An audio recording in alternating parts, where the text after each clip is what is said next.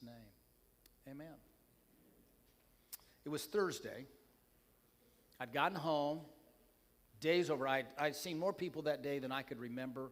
I had gone more places than I could keep count of. It had been one of those days. And I'm finally at home, and I'm getting ready to go to bed. And as I pull off my sweater, I realize there is a big white glob of something in the middle of my dark sweater.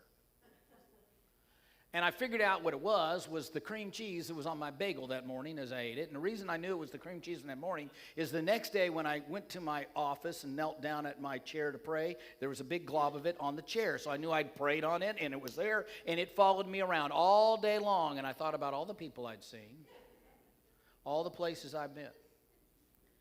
Now, you need to know something. Friends don't let friends wear globs of food on their sweaters. So any of you who saw me that day, you are no longer my friend because you didn't say anything.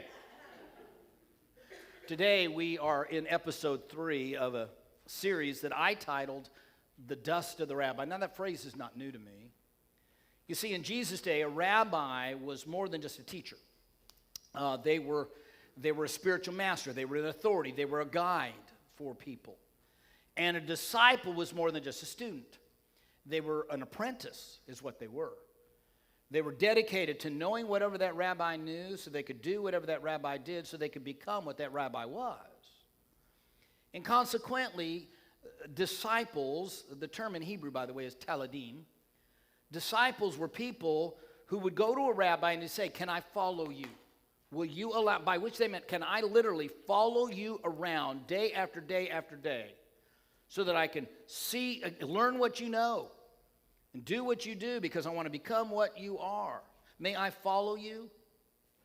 And disciples like that were actually, there was a term that arose about them, a phrase that arose about them. It said, those are the kind of people, they follow that rabbi around so closely they get covered in his dust. They get covered in the dust of the rabbi. And thus, that's where I got the idea for the series. The premise of the whole series is this. Jesus chose ordinary people and invited them to follow him into an extraordinary life. Now, personally, I have been covered with the cream cheese of the preacher. But what I want to do is to get covered with the dust of my rabbi, the dust of this rabbi. I want to live so close to him. I want to follow him so closely that I can experience that extraordinary life that he promised. So I've been looking at the various aspects of the dust, as it were, that covered these disciples we find in the Gospels as they followed Jesus around and how it impacted them and led them to the extraordinary life they had, and then asking, well, is it possible that that is the next thing God's inviting me to step into and follow?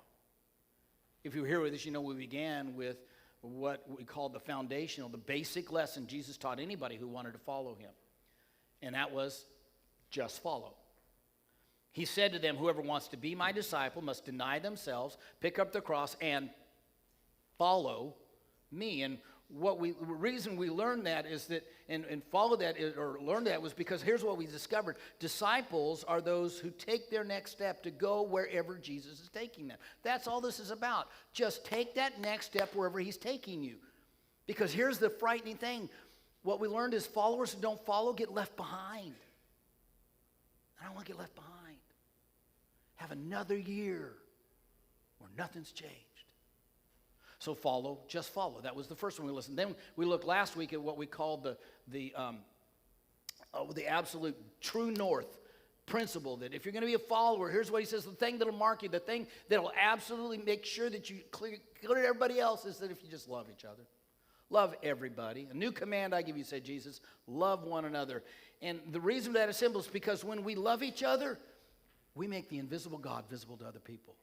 So just follow by loving each other. And now today, I want to step a little deeper into this by looking at what I call the core challenge Jesus gave to his would-be followers. And that challenge is this: live boldly. I'm going to say it that way. Why don't you locate Matthew chapter 14 with me, would you? Hopefully you have your Bible. You got a Bible? Everybody got a Bible? If you don't have one, there's one in the seat in front of you. But Matthew 14, and here's what we're going to do. I'm going to read this account to you that we find in Matthew 14, beginning in verse 22. Then I'm going to tell you a little bit about the context of this experience, this account. And then I'm just going to share some thoughts that the Lord shared with me. So if you found it yet, Matthew 14, beginning in verse 22, here's what we read. Immediately after this, now we're going to look in a moment at what this is because it's important to know it. But immediately after this, Jesus insisted that his disciples get back in the boat and cross to the other side of the lake while he sent the people home. What people? We'll talk about that in a moment. After sending them home, he went up to the hills by himself to pray. And night fell, and he was alone there. Meanwhile, the disciples were in trouble far away from land, for a strong wind had risen, and they were fighting heavy waves. And about 3 o'clock in the morning, Jesus came toward them, walking on the water. When the disciples saw him walking on the water, they thought, isn't that cool? No, it says they were what? They were terrified. And in their fear, they cried out, it's a ghost. But Jesus spoke to them at once. Don't be afraid. He said, take courage. I'm here. Then Peter called to him, Lord, if it's really you, tell me to come to you walking on the water like you are, following you, okay? Tell me to do that. Yes, come on, Jesus said.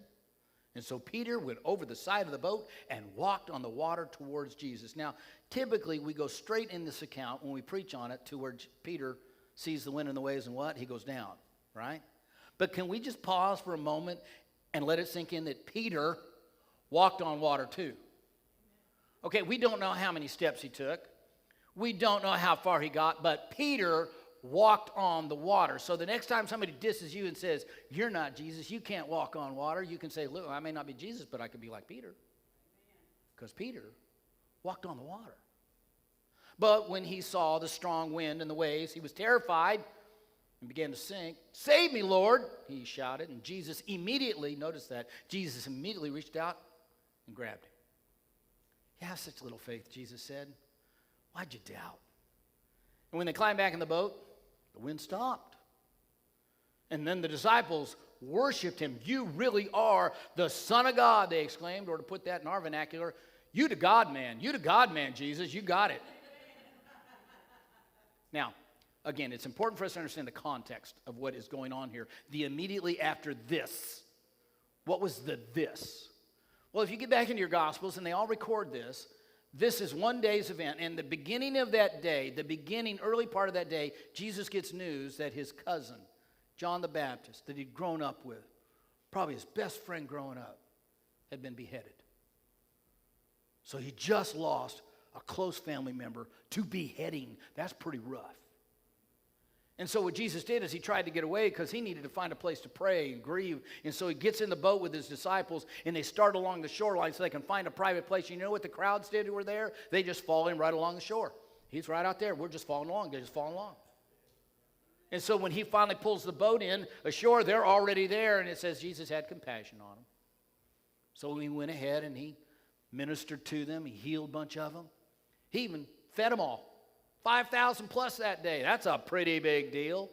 And finally it says, after he's got all that done, he sends the disciples out in the boat, go across the lake, he tells them. He dismisses the rest of the crowd, and he finally gets up to the hill in order to finally be able to grieve and pray.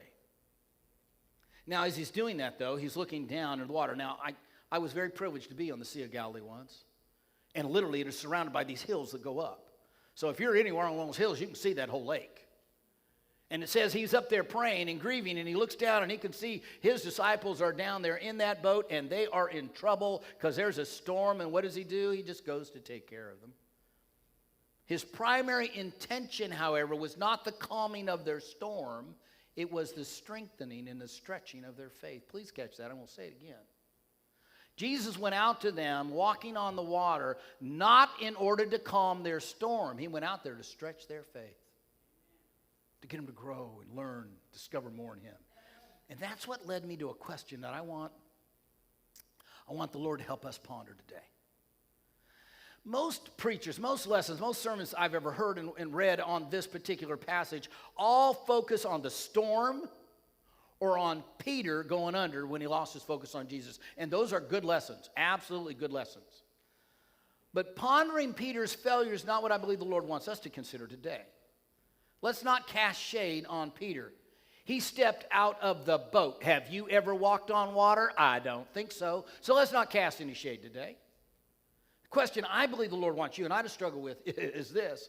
Why'd the other guys not get out of the boat? Why'd the rest of them stay in the boat? Jesus had invited all of them to follow me. Wherever I go, just follow me. He's out there. Jesus said, you'll do greater things than I'm doing. That's pretty cool, Jesus. You'll do greater things than I do. And they're still in the boat. Why'd they stay in the boat while he's out walking on the water? Why weren't they doing it with him? Now, this is what struck me is that, folks, I do not want to get to the end of my life without seeing those greater things.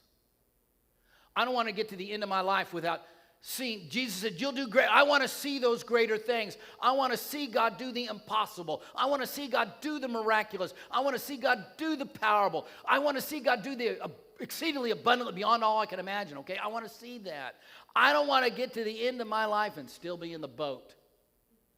You get it? Instead, I want to be able to look back and go, only God could have done that. I know God provided that because I didn't do it. I want to look back and see that. So the question is, what's it going to take to make sure I get out of the boat? You and I have been invited to live boldly. So, why are so many of us still in the boat? That's my question today. We have been invited to live boldly. Why are so many of us still in the boat? Well, let's look at what kept these disciples in the boat, because maybe that's what keeps us in the boat. So let's go back. Rewind to verse 24. So meanwhile, the disciples were in trouble far from land, okay? These would-be disciples.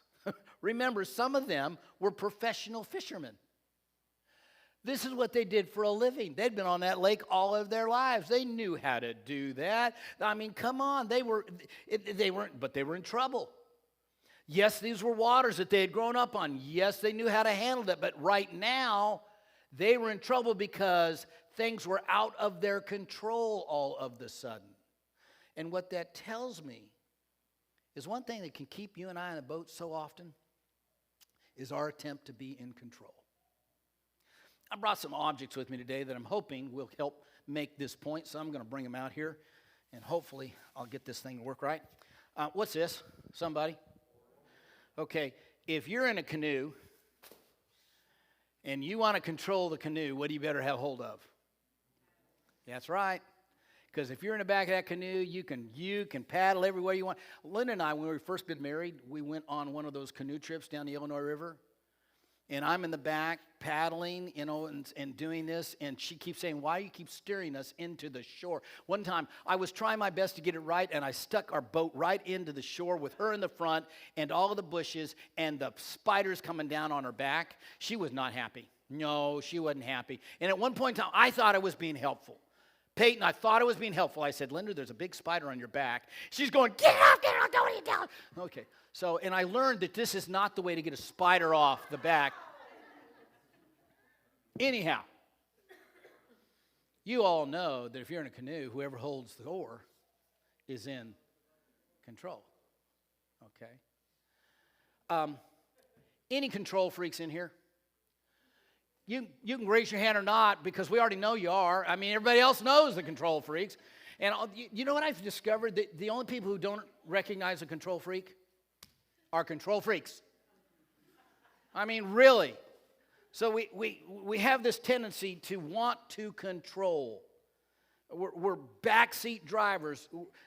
Actually, we're not, because we won't let anybody drive the car. We're going to be in the driver's seat, right? We like control, and we do not give it up easily. The problem is that wanting control can keep us stuck in the boat. Let me give an example out of Scripture. Moses. Remember Moses? Okay, Moses was invited by God to do something extraordinary. Get my people out of Israel. God comes to him in a burning bush and says, here's what I want to do. And you remember what Moses did? He tried to negotiate with God about it. Remember that? You know, God, how about, well, God, I don't, well, God, he tried to negotiate terms with God on the whole thing. And how did that turn out for him? If you remember right, it didn't turn out well. God got pretty ticked at him for it. Okay? You will never get out of the boat if you spend your life trying to negotiate the terms of your agreement with God. Let me say that again. You will not get out of the boat if you spend your life trying to negotiate the terms of your arrangement with God. God's going to move on to somebody else who says, I'll get out of the boat. I'll get out of the boat. Let me walk on water. God doesn't negotiate terms. You see, God doesn't do contracts. You know what a contract is? Contract is a legal agreement, okay, where each partner has to uphold their end of the bargain. And contracts are always written out of mutual mistrust. See, I can't trust you to uphold so we're going to write a contract so that you got to do what you agree to do, and I'll do what I agree to do. So contracts are written out of mutual distrust, but God has never proven mistrustful, so God doesn't do contracts. Instead, God does what's called covenants.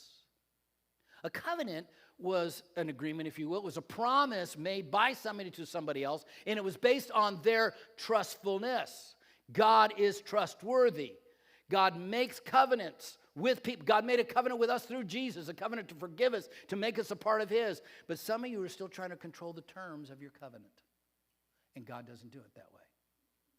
You're still trying to negotiate. Well, God, I'll fall if you'll fix this thing, then I'll start doing that. God's going, come on, get out of the boat. And you're going, well, okay, God, but if you'll do this, or I really am not there. So we're still trying to negotiate with God. Here's the water walking principle I've learned.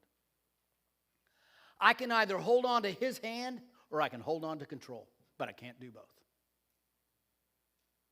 I can either hold on to his hand or I can hold on to the controls, but I cannot do both. If you ever get out of the boat and begin to walk on water, you're going to discover that it's far better to let Jesus be in control than it is for you to be in control. He is sovereign over all creation. He is trustworthy. He's the King of Kings. He's the Lord of Lords. And you can either hold on to his hand or you can hold on to the controls. But you cannot do both. That just leads to a mess. One year, my family went camping. I'm thinking about this over here. We had gone camping up to Fenton Lake in northern New Mexico. And we're camping right down near the river that led into the lake. And it was a beautiful thing. And there was somebody else who was camping next to us. They had a dog and we had a dog. And the dogs were not getting along. You understand? And I mean, it was bad, and they're fighting down into the river, and they're back up in there. It's just terrible. So finally, my father decided he's going to fix this. He's going to fix this once and for all. He took that dog, that messed up, muddy dog, and he stuck the dog. The people weren't around, you see, and they weren't doing anything about their dog, and all we were trying to hold our dog back, and it just kept coming. So my dad said, I'm going to fix this. He took their dog, and he put the dog in their car. They didn't have a tent there. They just had the car. They were down with their boat, and there was the trailer there. So he just took that dog, and he put it in their car. He put that dirty, muddy dog in their car that had white cloth seating. And as it turned out, it wasn't their dog. That's a mess. When we try to control it, it usually ends up a mess, doesn't it? God's inviting you to a life of following him into the extraordinary. You can either get out of the boat or you can hold on to the controls. You can't do both. You can't do both. So keep reading here. There's more. Notice it says that meanwhile, though, the disciples were in trouble far from land. For a strong wind had risen and they were fighting heavy waves. Okay, outside of the boat, there were strong winds and heavy waves. That would have been uncomfortable, right? Isn't it true that unfortunately our attraction to the comfortable, what is this? It's a seat cushion. It's a seat cushion. You need a boat, you need a seat cushion, right? Our attraction to comfort can keep us stuck in the boat. I just want you to think about this. Our attraction to comfort. I could just hear some of the guys now in the boat going, Jesus, I don't want to get out of the boat. I got my seat here. And I like my seat. I mean, my seat's good for me. Because these disciples were Christians. And you know Christians Christians, they claim their seat, and don't you dare get in their seat. I thought this morning, it'd be funny, but I won't do it. It was like I could close my eyes, and if you just give me a name of somebody, I can point exactly where they are, because you all claimed your seat, and you all sit in. I had a church once, I kid you not, that it had wood pews. They were solid wood, hard, uncomfortable pews, and so people brought their own seat cushions, and they put them down in their seat. And God have mercy on anybody who visited and sat in their seat. I remember somebody said, our church has filled a bunch of really kind, wonderful Christians unless somebody takes their seat. And then you're going to find out what we really are. Why do we do it? Because we want comfort. We like our comforts, and we like being comfortable. Can I tell you something? One of the greatest enemies to your calling is your comfort. God's calling you out of the boat, inviting you into something. He's inviting you to have victory over this area in your life. He's inviting you to finally solve that relational issue over there. He's inviting you to bless you here, and he's inviting you to, but it's comfortable here. And so we stay in the boat. And one of the greatest enemies to our calling is our comfort. But follow this now. What is comfortable to you right now is being found in something that God gave you. Every good and perfect gift comes from the Father above. So whatever it is you're finding comfort in right now, that boat, that seat, God gave that to you. So the very gift that God gave you can become what's keeping you from taking the next step God has for you. Did you catch that? God says, I want to let you do something you've never done. I want to bring you something that you've never experienced before. But you're still holding on to what I've already given you. I've got something new for you, but you're holding on to what I've already given you. You've got to be willing to let go of what's in your hand that's making you comfortable in order to receive the more God has for you that'll make you dangerous as a disciple. That's what happened, by the way, to the nation of Israel. The nation of Israel, by the way, had been delivered by God out of Israel. And I mean, that was incredible. And he's inviting them into a great event. I mean, it's going to be more than they ever imagined. But they're out there in the desert, and it's getting uncomfortable. And they say, we want to go back to Egypt. Why did you bring us out here to die? We want to go back to Egypt. In other words, they were saying, I'd rather die in slavery than go fight for my freedom. Catch that. Fighting's painful. It's uncomfortable. And you know what? I realized that back there we were, but at least we weren't having to fight. So I'd rather go back to slavery than have to fight for my freedom. I find that sometimes we do the same things. Oh, God, help me say this in a way that does not tick somebody off.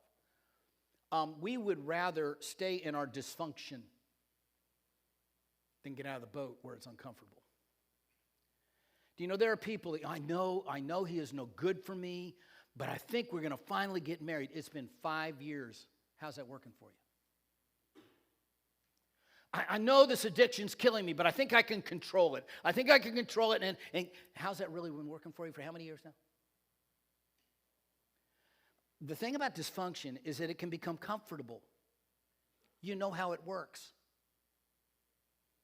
You know how it works, and so you're willing to stay in the dysfunction rather than get uncomfortable stepping out. Comfort will keep you stuck there every time, but God is inviting you to say, hey, step out. Let's break this. Let's do something. I've got so much more for you. If you stay in that boat, hey, by the way, if you stay in the boat, God still loves you.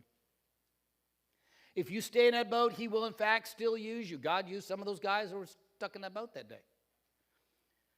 But who is it you hear about doing the remarkable things? Peter, who got out of the boat. Keep reading. Maybe I'll find something in here you like. About 3 o'clock in the afternoon, or in the morning, 3 o'clock in the morning. That's a lot different, 3 in the afternoon, isn't it? About 3 in the morning, Jesus came toward them, walking on the water. When the disciples saw him walking on the water, they were what? They were terrified. Okay, so the disciples they're in that boat. They're alone. It's about 3 o'clock in the morning. They are tired. They are cold. They are wet because there's these waves battering their boat. And in the dark of those seas that are rough, and suddenly they see something walking towards them. Ah! What would help you to understand is that in the first century, if they had taken surveys then, The number one fear of people in the first century was of what they called the abyss. The abyss. You might have heard that word. The abyss was a term that they used for the hole that's in the bottom of a body of water. See, they believed that all bodies of water had a hole in the bottom, kind of like a drain, but it went straight to hell is where it went. And they were scared to death out of that hole because what might come up out of that hole. And they were so terrified of waters like that because that's where the hole, that's where the abyss was. That's where the portal to hell was. And so here they are seeing somebody walking on the water, and it says they were terrified, and you would be too. And what that tells me is that our acquiescence to fear can keep us in the boat too. See, this is my grandson's life preserver, and he loves this life preserver. I thought about letting one of you teens hold it, but it's probably too big for you. Anyhow, this is what I hold on to. The thing about it is that when we take him to the pool, he doesn't want to let go of this thing because it's going to save his life. We all face fear at times. True? Fear of failure, fear of rejection, fear of pain, fear of death, fear of the 7th grade boys' PE class. Twice this week. But that fear can keep you in the boat. It can cripple your faith. There was a study I read about that was conducted at the University of New York. It was a study to try to determine what fear does to us as people. So what they took some sheep, and they gave them electrical shocks to see how they would respond to the pain and how much pain that sheep could endure. What they found was that the sheep began to anticipate the next shock even if it never came. And these sheep became terrified of the impending pain even if nothing came. And many of them simply died. The remainder were so disturbed and disoriented because of the fear. Listen, fear will keep us stuck in the boat every time. Clinging to our life vest, terrified of going under. But here's the water walking principle I've learned. The fear that threatens to be over you is actually under Jesus' feet. The fear that threatens to be over your head is under Jesus' feet. He's not bothered by the storm. Did you notice that? He's not bothered by his storms, and he's not bothered by your storms. Jesus is my security, not my possessions, not my profession, not my abilities. He's my security, so I don't need to be afraid. Jesus is my provider. Somebody ought to say amen. He's my provider, not my job, not my retirement account. Jesus is my provider. Somebody ought to say amen. Jesus is my protector, not my political party, and not my house alarm. Jesus is my protector. Tony Evans. You ever heard of Tony Evans? He's a great preacher. He and his wife were on a cruise one time.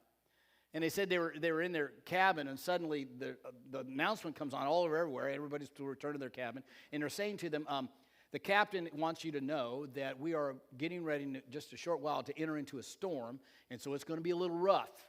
So you're going to need probably stay in your cabin, do what you need to get through this, but it's going to be a little rough. Well, Tony Evans, his wife, was not happy about that at all. And so she gets on the phone. She's calling up the captain, and they get one of his assistants, and she says, I need you to tell the captain something. I want you to tell the captain, I want you to get to the captain and say, Captain, why don't you just drop anchor here and we can ride out the storm? Why are you going to ride into it? Let's just drop anchor here, stay here, and ride it out. And the captain he said, well, let me talk to the captain. I'll get back with you. And sure enough, not long after the phone rang, and it was the assistant calling back and said, ma'am, the captain has asked me to relay to you 2 messages. The first was this: remind her that I am the captain and she is not. Can I say this nicely to many of you? There is only one Messiah allotted per universe, and you're not it. Remind her that I'm the captain and she is not. And secondly, would you please tell her that this ship was built with this storm in mind?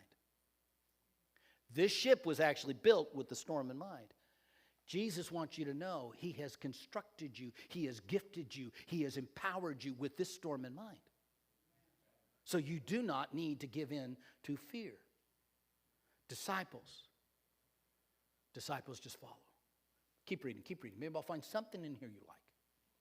In their fear, they cried out, "It's a ghost!" Phantasm is actually the word that's there. It's a phantom.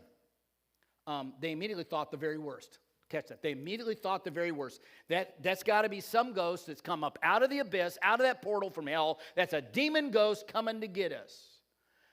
I call this one our addiction to stinking thinking. Okay?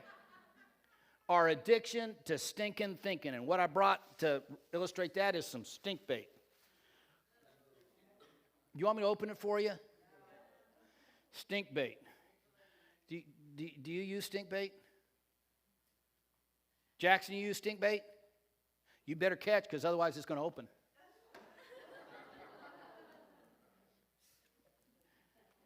Our addiction to some stinking thinking. The kind of thinking that says, well, God doesn't care about us. It's why he's letting all this happen. That's stinking thinking. The kind of thinking that says, well, God doesn't do things that way anymore. Walking on water. What are you talking about? God doesn't do that kind of thing anymore. He doesn't do it that way anymore. That's stinking thinking. The kind of thinking that says, I can't do that. What is that? I can't do that. I mean, my mom was not a water walker. My dad was not a water walker. My grandparents were not water walkers. We are not a water walking family. I can't do that. The kind of thinking that says, I'm not good enough to do that. My parents' marriage didn't make it, so I'm not good enough to make mine work.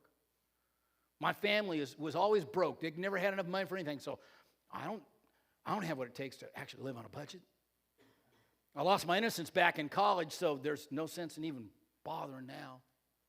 I blew up my first marriage, so, that's not going to work. That's stinking thinking. I can either define myself by my past and my failures, or by his presence and his faithfulness. Did you hear that? Some of you need to hear that in the depth of your being.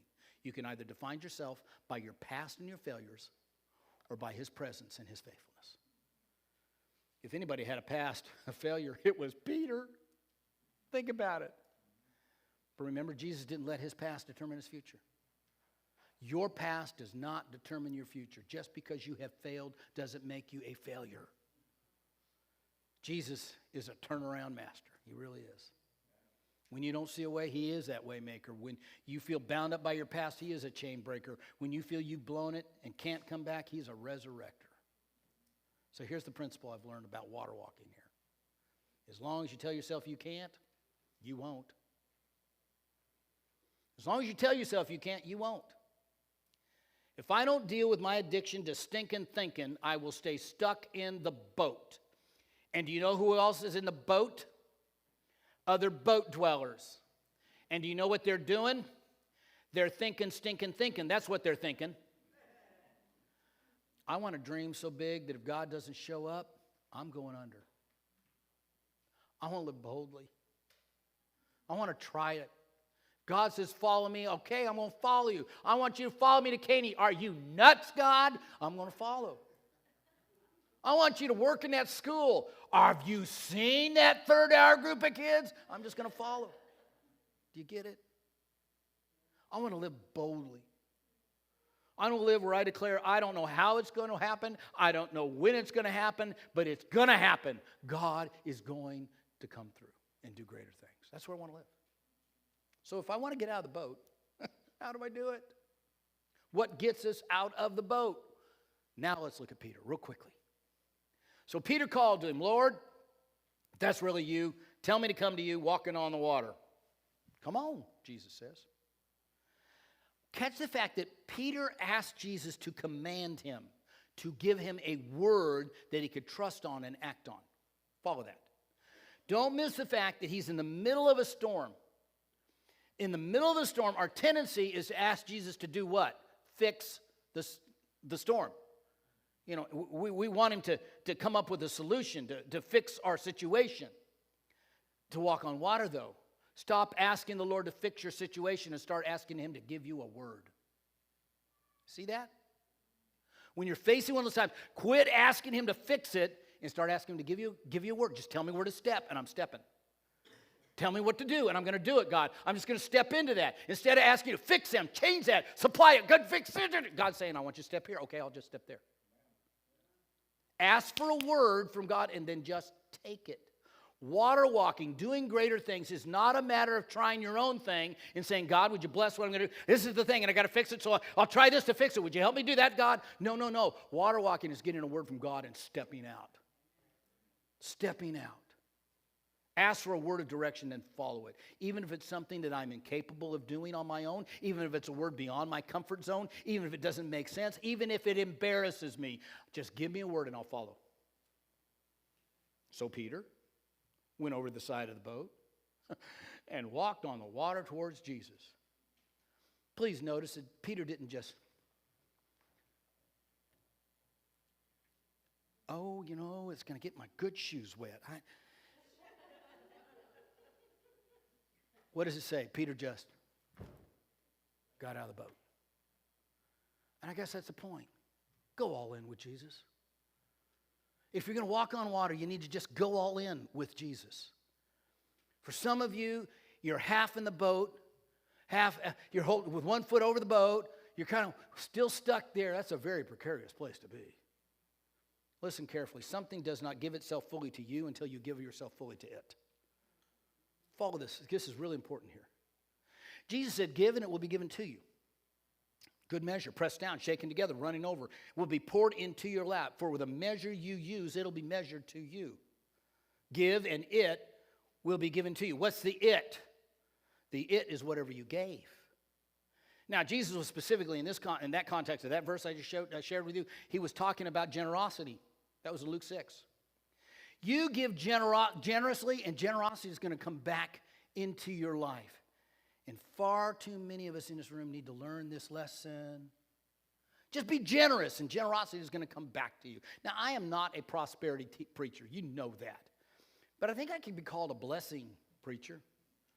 Bless other people generously, and you know what? Blessings are going to come back to you. Give love, and what? Love's going to come back to you. Give patience, and what? Patience will come back to you. Give goodness, give your time, and it'll come back to you. Give yourself, and fulfillment will come back to you. But if you don't give yourself fully to it, it cannot give itself to you.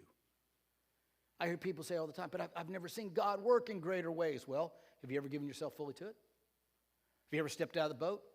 Have you ever gone all in with him yet in that area? I was thinking about musicians today, and I even asked Mike a little bit about it. I want you to think about probably the best musician you've ever known in your life. Did they have to take lessons? Probably. Did they have to practice? Absolutely, right? They didn't practice just a little. They had to practice and practice and practice and practice and practice and practice and practice and practice and then practice and practice and practice and practice and practice. You don't become a good musician if you don't practice, right? And you do it and you do it and you do it and you do it. Well, some of us, I want to play like that, but I don't want to have to practice. Okay, God, can you just make me like that? But I don't want to have to take that step over there to get there. You see that happens? You follow me here? You can't, unless you give yourself to it, it's not going to come back to you. You can't say, God, I want you to do greater things in my life, but I'm going to stay in the boat. It doesn't work that way. Some of us want to pray, God, I want to make my life matter. God, would you just make my life matter, but I'm going to stay in the boat. God, I want you to fix this marriage situation, but I'm not going to do anything until he. Hello? God, I want you to fix our finances, but I'm not going to live on a budget, God. Huh? Am I making sense, or am I just talking too close to where we live? It got real quiet in here. God, I want you to, listen, give yourself to it. Go all in. Get a word, go all in. But what if I do that and I fail? What if I get out of the boat and I fall in the water? Well, do what Peter did. Notice. But when he saw the wind, He was afraid, beginning to sink, cried, Lord, save me. And what? Immediately, Jesus reached out his hand and caught him. In other words, if you fail, just do what Peter did. Grab onto Jesus. Just grab onto Jesus. Jesus will walk over any storm, any fear, any trouble to get to you. So if you fall him out of that boat and you flounder, just grab onto Jesus. He'll be there for you. Here's what I'm trying to say today. Let me pull it all together. You've got a choice to make today. You can either climb out of the boat or you can stay in it. It may be challenging at times. God, we so much have this problem in our family. It may be challenging. It may be heartbreaking at times. God, I don't know what to do about this at work. It may be so scary at times. Lord, you want us to what with our finances? Listen, it may be scary. You may have to do battle. You may even face some criticism along the way. You may stumble. You may go down. But if you hold on to Jesus, even then, if you fail, you're just failing forward. You get it? You're getting closer to Jesus. But you have a choice today. You have a choice tomorrow. It's the same choice you're going to have on Thursday. Same choice you're going to have next Saturday. You can either climb out of the boat or stay in it. But here's what I'm convinced of. There are people in your life just waiting for you to step out of the boat. There are members of your family that are just waiting for you to step out of the boat. There are people at your work that are standing back, thinking about God, and they're just waiting for you to step out of the boat. There are people in the congregation that are looking at you, and they're waiting to see you step out of the boat. But what if I sink? What if I fail? Listen, failing doesn't make you a failure. Sinking doesn't mean God doesn't love you anymore. Think about Peter. After this event, Peter wanted to cut off a dude's ear. Jesus said, Peter, don't do that. So they went on.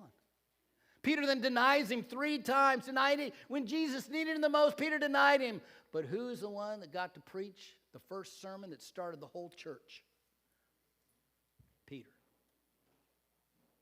And I can hear Jesus saying, you know what? I need somebody bold. If we're going to get this church going, I'm going to need somebody who, if they get knocked down, they're going to get back up. I'll use Peter. He'll get out of the boat. He'll help establish my church. It has always been the disciples who will live boldly who have changed the world. And I invite you to become one of them. There are people in your life just waiting for you to step out of the boat today. Would you bow your heads with me, please? Here's what I want you to consider in this moment of prayer. On-site, online, everybody, please, would you be willing to consider and answer this question? In what area of your life is God saying, get out of the boat? Get out of the boat. Is it with an attitude that you've been harboring? Is it an addiction you've been holding on to? Is it a relationship you're not willing to deal with? Is it an unforgiveness? Is it an issue of a habit? Is it your money? Is it your job? What area is it that God's saying, get out of the boat? Step out of your control, step out of your comfort, step out of your fear, step out of your stinking thinking. Just get a word from me and then jump in. Grab hold of me. You do that and God will do the unexplainable in your life. And you're going to be able to look back and go, wow. So Lord, I'm praying over each one in this room right now that I have no doubt you're talking to, specifically about areas in their life where they need to follow you. You've shown them, you've talked to them. It's time to follow. So Lord, I pray for your encouragement for those who need encouragement to get out of the boat. I pray for your love upon those who need your love to get out of the boat. I pray for your thumb in their back or your foot in their, to get them out of the boat. But God, do what it takes so that we would be water-walking followers of Jesus. Grant that is what I